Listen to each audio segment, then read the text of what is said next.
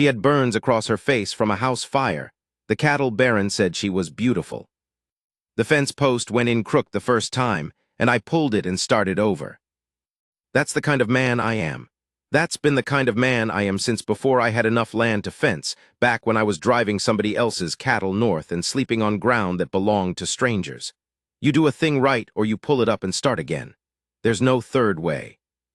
I've held to that my whole life, and it has cost me things, friendships, some early partnerships, a few years I spent being called difficult and proud. And it has also given me everything I have standing around me now. 2,000 acres of the Cimarron Basin. A house that doesn't creak when the wind comes down off the mesa. Horses that know my voice, 40 head of working cattle and another 100 on the spring pasture. I built it. Every post, every wire, every plank of that house. I built it the way I set that fence post. If it went in wrong, I pulled it up. I'm telling you this because you need to understand what kind of man was standing at that fence line the morning Nora Fitch came up the road. I was 53 years old. My wife Cecilia had been gone 11 years. We had no children, which was the one grief we never spoke of plainly, and after she died I stopped looking for anything to fill that quiet. The ranch filled it enough. Work filled it. I had men who respected me, and I respected them back. I had neighbors who left me alone because I was rich enough and steady enough that they didn't need to bother me. I was not an unhappy man. I want to say that clear because what comes next isn't a story about a man who was saved from misery. It's a story about a man who already had his footing, and then was asked to hold it for someone else, too.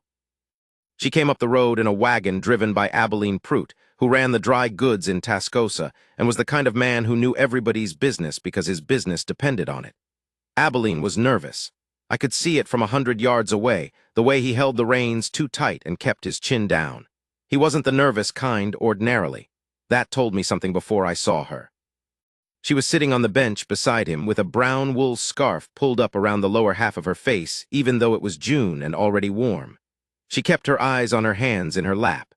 I set down my post driver and walked to the gate. Abilene pulled up. He said, "Dell, appreciate you seeing us." I hadn't agreed to see anyone. He'd sent a boy with a note 3 days before asking if he could come out, and I'd sent the boy back with a nod, which in that part of the world counted as agreement. I said, "Abilene." He said, "This is Nora Fitch. She's from Mobity originally. She was there was a fire at her family's place last winter." He stopped there.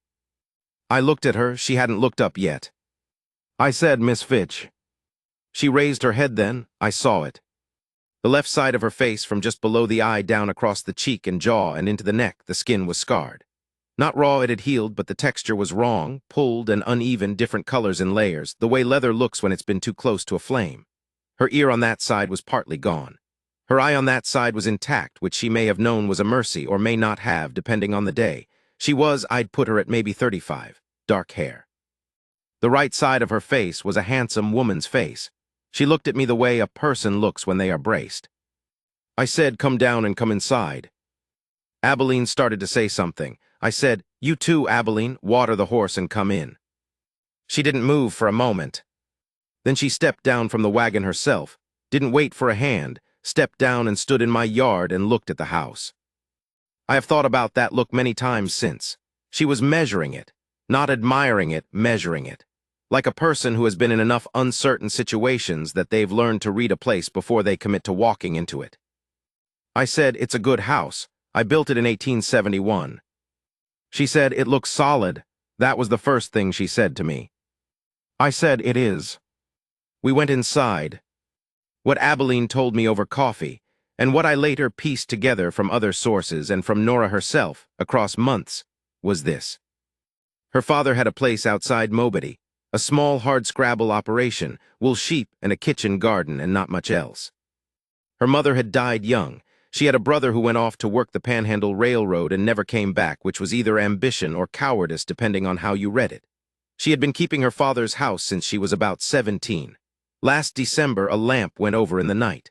The house was old and dry and it went fast. Her father got out. She didn't get out fast enough. She was in a doctor's care in Mobity for 2 months.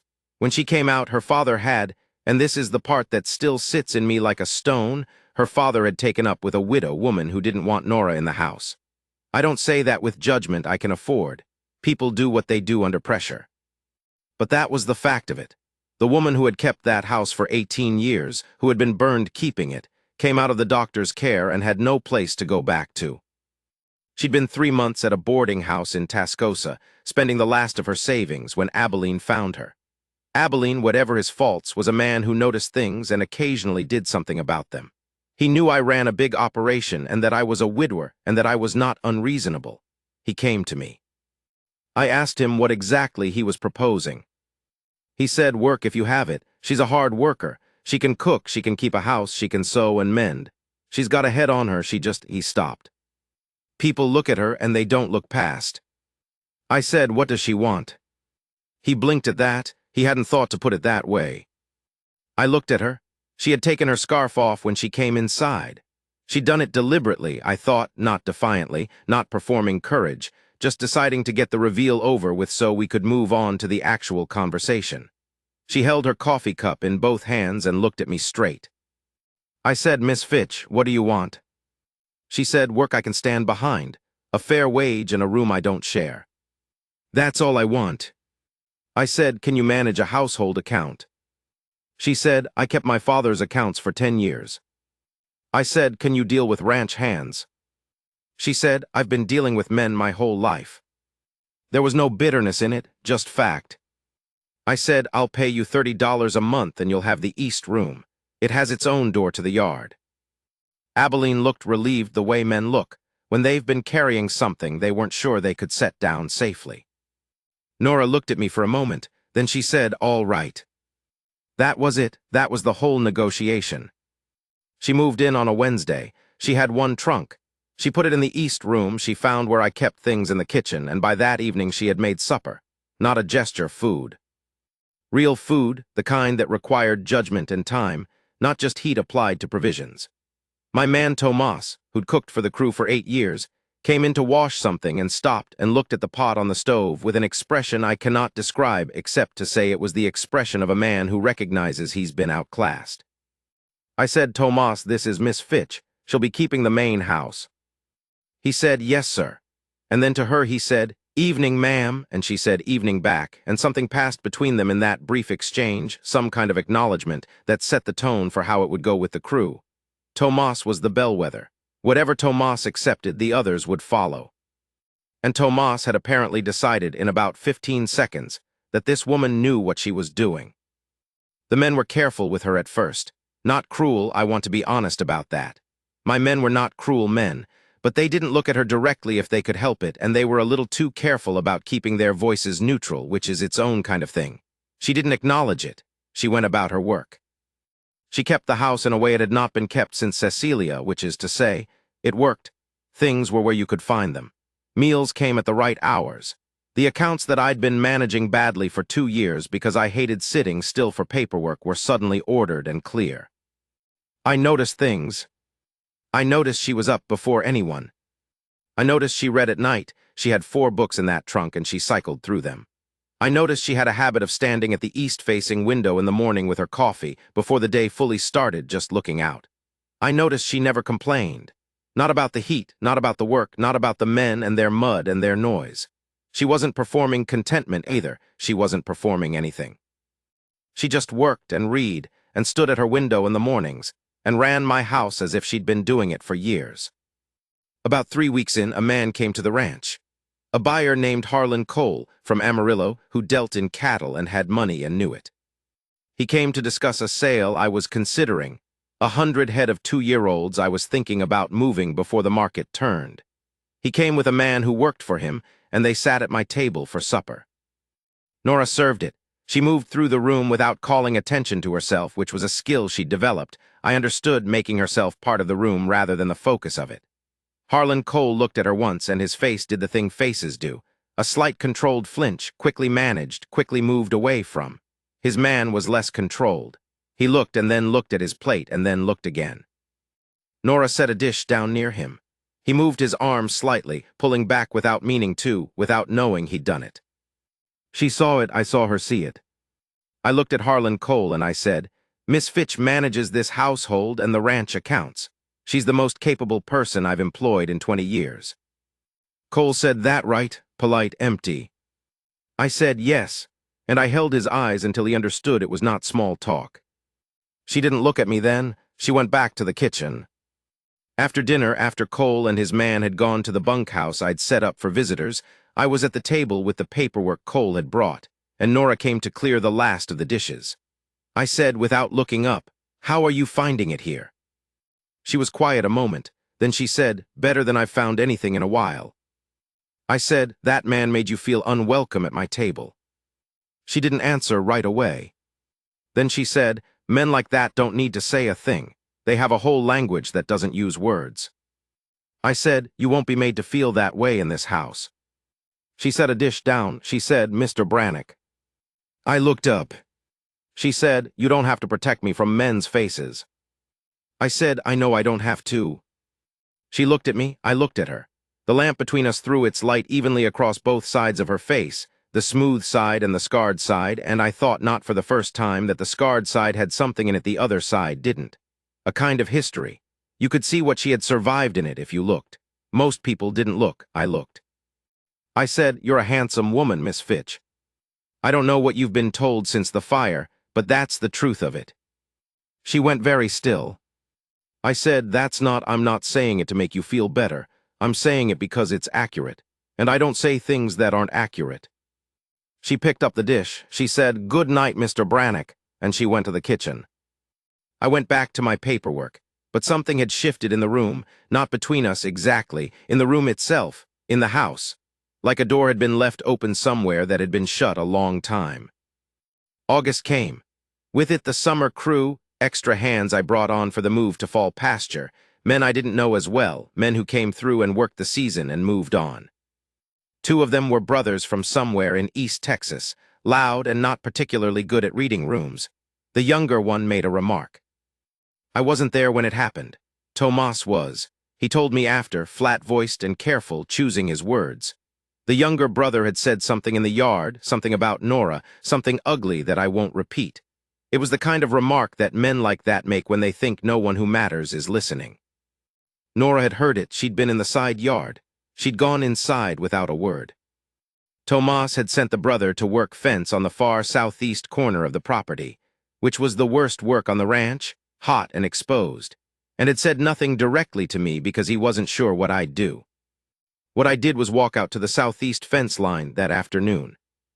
The brother was working alone, his partner sent elsewhere. He saw me coming and straightened up. He was maybe 22, 23. Sunburned and young enough to still believe size and brass could get him out of most things. I said, "What you said this morning." He started to bluster. I let him finish. Then I said, "You're going to go back to the house and you're going to apologize to Miss Fitch. You're going to do it plain and you're going to mean it. And then you're going to finish this week's work, and on Friday I'll pay you out and you'll move on. If you can't bring yourself to apologize, you move on tonight." He said it was just. I said, "I know what it was. Do you want to work the week or not?" He worked the week. He apologized. I don't know what she said to him. I wasn't there for it. I know that evening at supper he was very quiet and didn't look at her once, but differently than before. Not the flinching look of discomfort. More like a man who's been made to understand something about himself that he'd rather not carry. That night she knocked on the door of my office. I said, "Come in." She stood in the doorway and said, "You didn't need to do that." I said, "I know." She said, "He's young." I said, "Young's not an excuse. He can be young and also know how to treat a person." She looked at me for a while, then she said, "Thank you," just those 2 words. I said, "This is your house as much as mine while you're in it." "That's how I see it." She nodded. She went back down the hall. I sat at my desk for a while without doing anything useful. The lamp made a small sound when the wick needed adjusting. Outside the window the night was clear, and the mesa was a dark shape against the darker sky, and the cattle somewhere out on the flat made their low sounds that you stop hearing after a while, but don't stop knowing. This is your house as much as mine. I'd said it without planning to. I'd meant it. September. The dry summer had left the upper pasture thin, and I rode up there to look at it myself. I took Nora. She rode, as it turned out, better than I expected, not the hesitant seat of a woman who has been put on a horse a few times, but the easy, loose-shouldered posture of someone who grew up doing it. Her father had kept horses even when he didn't have much else. She sat a horse like she'd been grown on one. We rode up past the rock break where the mesa drops off to the northwest and the whole basin opens below you, the ranch, the river line, the road to Tascosa like a brown thread. I pulled up there because I always did. There was something in that view that told me what I'd built. I looked at it. She was quiet for a while, then she said, "How much of what I'm looking at is yours?" I told her, the fence lines east to west, north to the buttes. She listened. She said, "You built all of it yourself." I said, "Took 20 years." She said, "You must have been something 20 years ago." I said, "I was harder and stupider 20 years ago. That helped with some things." She looked at me. There was something in it, the look that I didn't quite have a word for yet. Not admiration, or not only that, more like recognition. The way you look at something that matches up with what you'd figured it to be. She said, "My father always said the best men he knew had failed at something that left a mark." I said, "What kind of man was your father?" She looked back at the basin. "A small man who worked hard and wasn't hard enough when it mattered." She said it without cruelty, just exactly. I said what he did after the fire. She was quiet. The horse moved under her, and she steadied it without thinking. She said, "I don't blame him for finding someone. 11 months is a long time to be alone when you're old." She paused. "I do blame him for the other part." I didn't ask what the other part was. She meant what had been made plain, that the new woman had wanted her gone, and her father had let it happen, and that the woman who came out of the doctor's with half a face ruined had found herself with nowhere to go. I knew what the other part was. I said, "You're not going to not have a place to go again." She looked at me, I looked at her. I said, I'm not saying that with any." I stopped. I was not a man who stammered, and I didn't like doing it. I said, "I mean practically. You have work here as long as you want it. That's what I mean." She didn't say anything for a moment. Then she said, "All right." We rode back down. There is a thing that happens when you live alongside a person in the particular intimacy of a working ranch house. Not the intimacy of closeness exactly, more the intimacy of witnessing. You see each other in the real hours, not the social hours. The hours before the face is on, and the hours after the face comes off.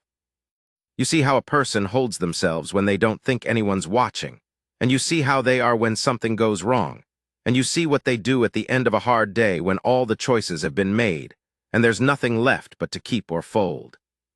I had watched Cecilia in those hours for 14 years. I knew what they showed. I watched Nora in them now. What I saw was this: she didn't fold, under anything. She had a temper, I learned that. A real one, not a woman's temper the men had warned me about, not fussing, but a genuine righteous anger that came up when something was genuinely wrong, and that expressed itself in her voice going very flat, and her movements going very deliberate and precise. I saw it when a supplier sent bad flour, and she wrote them a letter that could have stripped paint. I saw it when one of my men, Cord, got into trouble with a horse and managed the situation badly, and she happened to witness it from the yard. And she told him plainly, in front of everyone, what he had done wrong and why, and then walked back inside. The men respected her for that. Cord went red and was embarrassed, but he came back around to it. She'd been right, and he knew it. What else I saw? She slept badly. Not every night, but often enough that I knew. The east room's door to the yard opened, and I would hear it sometimes, not loud, just the particular soft sound of the latch, and I would lie in my own room and know she was outside in the yard in the dark hours, standing or sitting on the step, and I would wait until I heard it shut again. I never asked. Some things a person keeps as their own, and the fire was hers to keep. What else? She laughed when there was something to laugh at. Not performing enjoyment, real laughter, quick and unself-conscious, that she didn't seem to plan and sometimes seemed surprised by herself. Tomas made her laugh with a story about a mule he'd had in his youth. I made her laugh once describing a situation I'd had 20 years back with a particularly determined neighbor's bull and a fence gate I'd been too cheap to fix properly. She laughed and then said, "You were too cheap." And I said I had been, and we were easy with each other in it. These things accumulated, not all at once, across weeks, across months. The way most things that matter accumulate, not in a moment, but in a slow accretion, the way good topsoil builds year by year out of what falls and stays. October brought the cold down early. The hands moved the cattle south to winter pasture, and we lost 3 head to a ravine wash in a late storm, not a catastrophe, but not nothing. I was out for 3 days with Tomas and 2 other men working the wash, trying to recover what we could. When I came back, I was wet through to the hide and cold in my bones in the way that takes 2 days to shake, and something in my lower back had gone wrong on the second day from working bent over in the water, and I was in a worse temper than I usually allowed myself to be in. Nora had a fire going and a bath drawn, the big copper tub in the back room that I never used because it required heating enough water to be an enterprise. She'd done it. She had food on the stove and dry clothes on the chair, and she looked at me when I came through the door and said, "Get out of those." I said, "Miss Fitch." She said, "Dell, get out of those." It was the first time she'd used my given name. I think it surprised us both, but she didn't back away from it and I didn't argue. I bathed and ate and went to bed before dark and slept 11 hours straight, which I had not done since I was a young man. When I woke, my back was better, which it would not have been without the heat. I lay there for a moment in the gray morning light, and I knew something about what I had in this house that I hadn't let myself know before. I got up and went to the kitchen. She was at the stove. I said, "Thank you." She said, "The bath or the food?" I said, "All of it." She turned and looked at me. I was at the table, standing in my socks. She was at the stove with a dishcloth over her shoulder. The morning light came through the east window, and it hit the right side of her face and the left side equally, the smooth side and the scarred side, and she looked at me with an expression I am going to try to tell you about because it's the one I have come back to most. It wasn't soft, it wasn't sentimental, it was steady.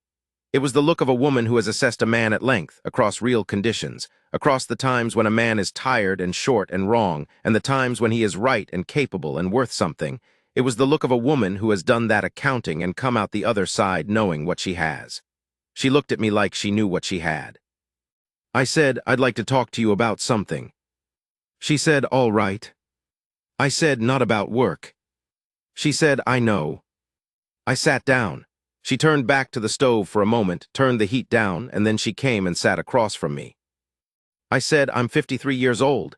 I'm not going to dress this up in language that doesn't suit me or suit you. I have found your company to be more valuable to me than any company I've had since Cecilia. I've found your mind more useful to me than most men's minds I've dealt with. I stopped. I said, "I think you know what I'm trying to say." She said, "I do." I said, "I'm asking if you'd want to, if this is something you—" I stopped again.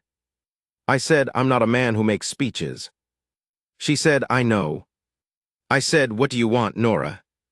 She looked at me for a moment. Not weighing it, I thought she'd weighed it already.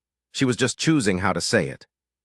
She said, "I want what I've had here this year, a place where the work matters and is done right, a man who doesn't look away." She paused.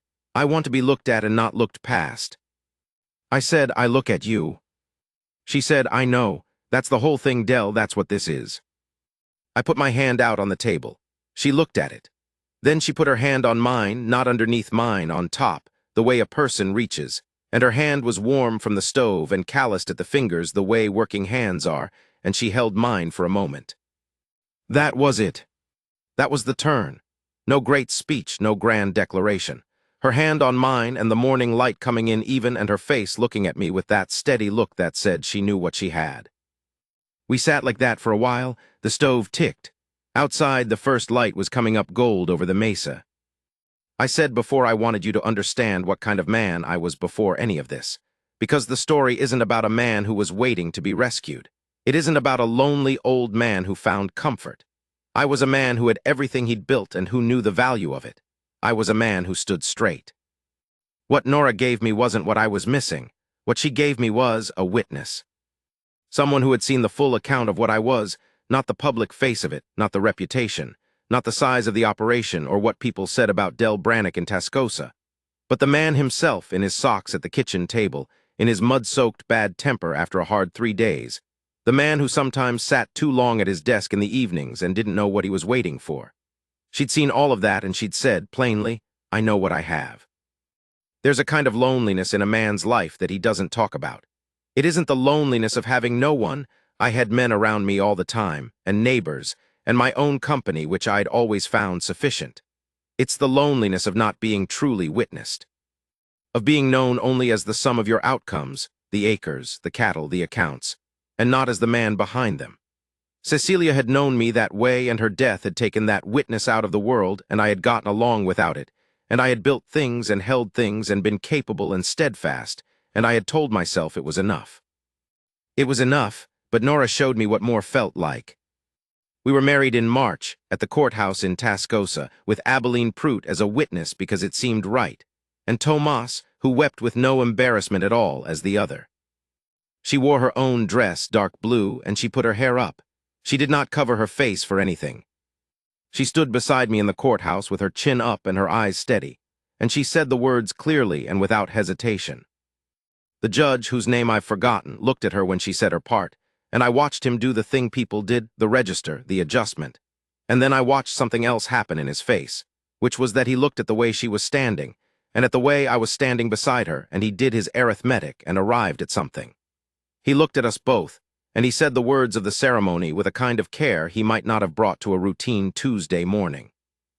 Afterward, on the courthouse steps, Abilene shook my hand for a long time and didn't quite trust himself to say much. Tomas kissed her on the cheek, on the scarred side, deliberately, and said something to her in Spanish that I didn't catch, and she thanked him in Spanish, which she had apparently been learning from him across the winter without either of them mentioning it to me. I looked at her on those steps in the March light. She had taken my arm in the easy proprietary way of a woman who has decided something and is done deciding it. She was looking out at the street at Tascosa in the late morning, people going about their business, a wagon rolling past. Then she turned and looked at me. She said, "Well." I said, "Well." She said, "Are we going home?" I said, "We are." We went home.